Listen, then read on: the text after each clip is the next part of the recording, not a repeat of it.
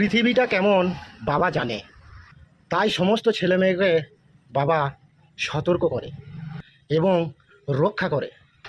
আজকে আমি একটা কর্ম করছি, কিন্তু সেখানে বাবার হাত আছে, আর কারো নেই। আমি খুব অসুবিধায় পড়েছিলাম, তাই বাবার যে মার্কেটটা আছে সেই মার্কেটটাতে আমি ব্যবসা করি। কারণ এই মার্কেটটা হচ্ছে বাবার, কিন্তু বাবা আমাকে চলার পথটা দেখিয়ে দিয়েছে। তারপরেও যদি আমি কিছু বলি যে আপনি আমার জন্য কি করেছেন, তাহলে চিন্তা করবেন বাবার কতটা কষ্ট হবে। তাই বলছি, বাবাকে কষ্ট কখনোই দেবেন না। আমি কার জন্য সফল? একমাত্র বাবার জন্য। বাবাই আজকে আমার সফলতার মূল।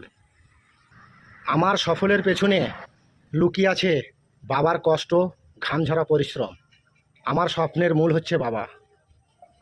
আমার কষ্ট হলে সব কিছু হাসি মুখে বিলিয়ে দিতে পারে, সেই হচ্ছে বাবা। তাই বলছি, বাবাকে কেউ কষ্ট দেবেন না। অনেকেই বলে থাকে বাবা আমার জন্য কি করেছে।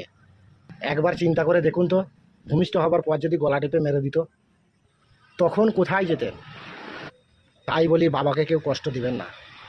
বাবাই হচ্ছে আপনার সফল হওয়ার মূল এবং স্বপ্নের চাবিকাঠি। আপনি যে স্বপ্নগুলো দেখছেন একমাত্র বাবার জন্য।